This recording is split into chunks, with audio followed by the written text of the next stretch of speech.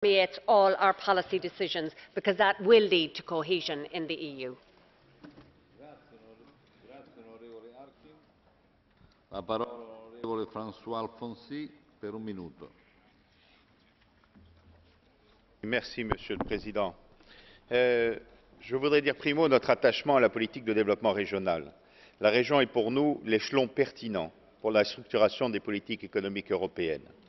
Il offre en effet une aptitude naturelle à la résistance à la mondialisation et donc à la préservation de l'emploi avec une répartition équitable sur tout le territoire de l'Europe. Deuxièmement, la politique de cohésion territoriale doit, selon nous, s'inscrire dans l'avenir à long terme. Le seuil de 75% du PIB sera reconduit en 2014 et c'est naturel. Mais considère-t-on que si, à l'avenir, les plus pauvres des régions ayant franchi le seuil de 75%, la cohésion territoriale de l'Europe sera achevée?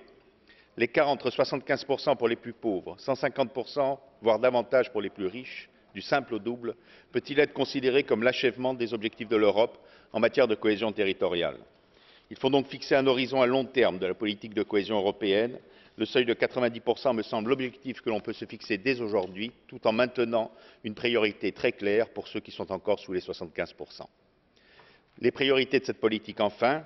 Beaucoup ont parlé de la cohésion sociale, notamment à travers le FSE, de la lutte contre le réchauffement climatique, de la coopération territoriale au-delà des frontières, qui est aussi une priorité de la Commission. Je n'insisterai pas.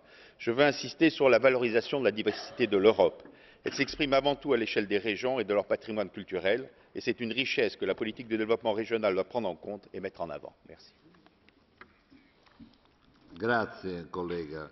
La parola ora all'onorevole Swisburne per un minuto.